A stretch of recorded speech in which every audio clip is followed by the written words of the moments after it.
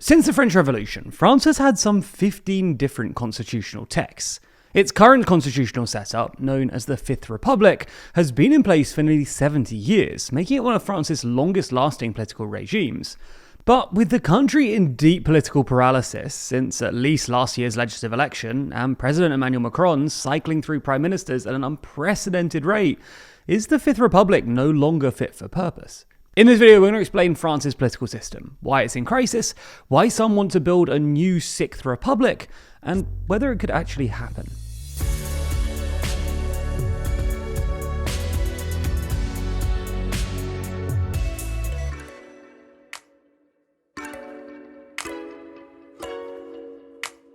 Could you rank every single politician in the world? Hear our thoughts and argue with us on our podcast, The World Leader Leaderboard. Find it on the TLDR Podcast YouTube channel or in your favourite podcast app. A sensible place to start is the foundation of the Fifth Republic. Its predecessor, the Fourth Republic, established in 1946, had lurched from crisis to crisis, and its parliamentary system was characterised by political instability and immobility. It saw 24 governments in its 12-year lifespan, as stable majority coalitions in the powerful legislature proved elusive.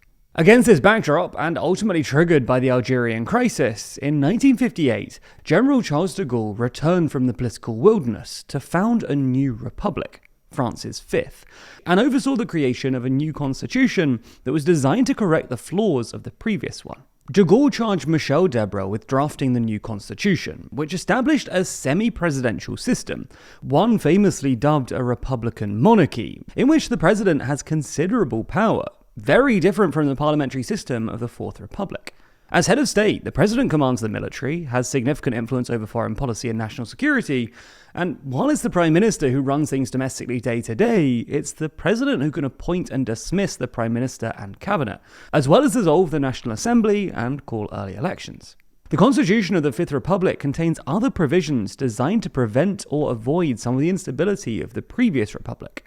Most notable of these is Article 49.3, which gives the government the ability to force the passage of a law through Parliament without a vote, with lawmakers only being able to prevent this by toppling the government through a vote of no confidence.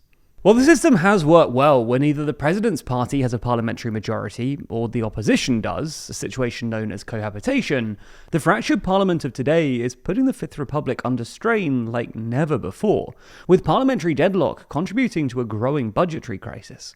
Macron's alliance lost its parliamentary majority at the 2022 legislative elections, with parties and alliances to his left and right gaining ground at his expense. The lack of majority meant that his Prime Minister, Elizabeth Borne, repeatedly resorted to using Article 49.3 to push through legislation and budgets, using it 23 times in just 1 year and 7 months, including to push through unpopular measures like the pension reforms of 2023. Macron's decision to call a snap legislative election in summer 2024 only worsened the situation, as his alliance fell into third place behind the pan-left-wing New Popular Front and Marine Le Pen's far-right National Rally, leaving the National Assembly deadlocked and split between three opposing blocs. Since then, a succession of prime ministers appointed by Macron has tried to govern the country and pass a budget, but have all ultimately failed.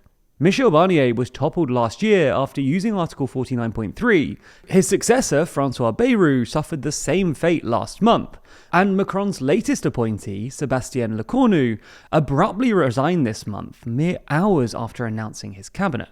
This churn of prime ministers, 5 since Macron was re-elected in 2022, is reminiscent of the chronic instability of the Fourth Republic. So is it now time for the Fifth Republic to end? Well, calls for a Sixth Republic are actually nothing new. They've been coming, mostly from the left, for some time now. For example, France Unbowed leader Jean-Luc Mélenchon has been a long-time advocate and pledged to create a Sixth Republic during his previous presidential campaigns. Especially in recent years, these calls from the left have focused on what it sees as the undemocratic nature of the current constitution, things like Article 49.3, for example.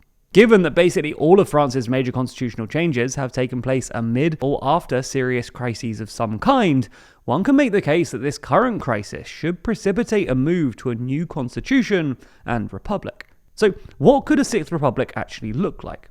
Well, if Jean-Luc Mélenchon had his way, it would have a stronger parliament, weaker president, and greater power for citizens to initiate legislation and referendums.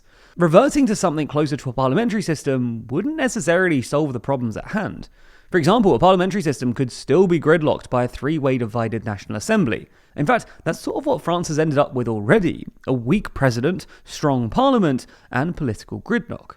What would really be needed, either now in the Fifth or a potential Sixth Republic, are more inclusive mechanisms of coalition building and inter-party dialogue to break impasses. This is not an easy fix for a system that's historically been structured around presidential dominance. Hypothetically though, a Sixth Republic could take France in the opposite direction, embracing full presidentialism, a la the United States. Although given current attitudes towards presidential powers in France, this seems unlikely, and presidentialism of course has its own perils. Ultimately, the obvious obstacle is this: it's far easier to get the French to agree that the current system needs change than to agree what those changes should actually be, especially considering current levels of polarization. Take a look at Chile's experience, for example. Despite overwhelmingly voting to draft a new constitution, Chileans in 2022 and 2023 comprehensively rejected two draft documents that were drawn up. Another option is the fact that you really need a figure with significant stature and broad support to drive through the process of wholesale constitutional change, in the style of de Gaulle in 1958. It's hard to imagine a modern French figure that could play this role. Macron certainly doesn't have the political capital, and large chunks of the country would be deeply unhappy with the thought of either Mélenchon or Le Pen leading the process. But even if you put aside the prospect of a Sixth Republic for now, France does still want to change.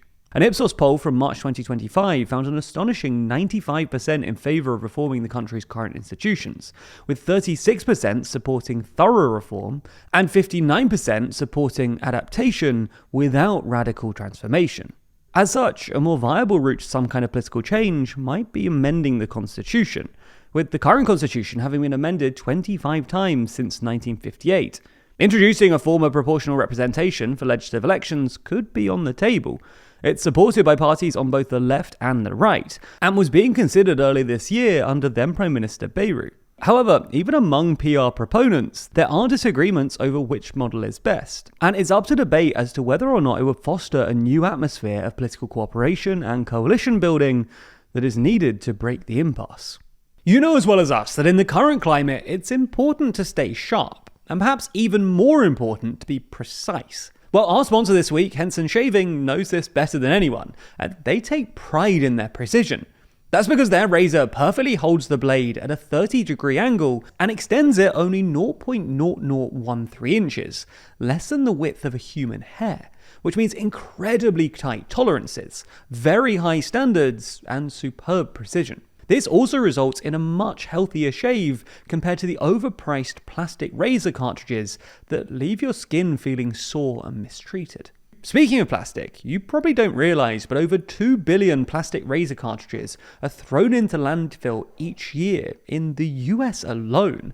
So not only are they wildly expensive, but they're also terrible for the environment. The same can't be said for Henson, as their razors are completely plastic free. From the blade to the box, everything Henson ships you is entirely recyclable. Henson strives to protect your skin in a way that's accessible, affordable, and kind to the environment. And while it might sound intimidating changing the blades yourself, it's actually remarkably easy to do, and even kind of satisfying to take full control of your shave.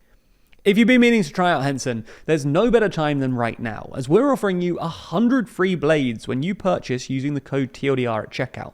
Just go to hensonshaving.com/TLDR or click the link in the description, and you'll be on your way to a healthier shave.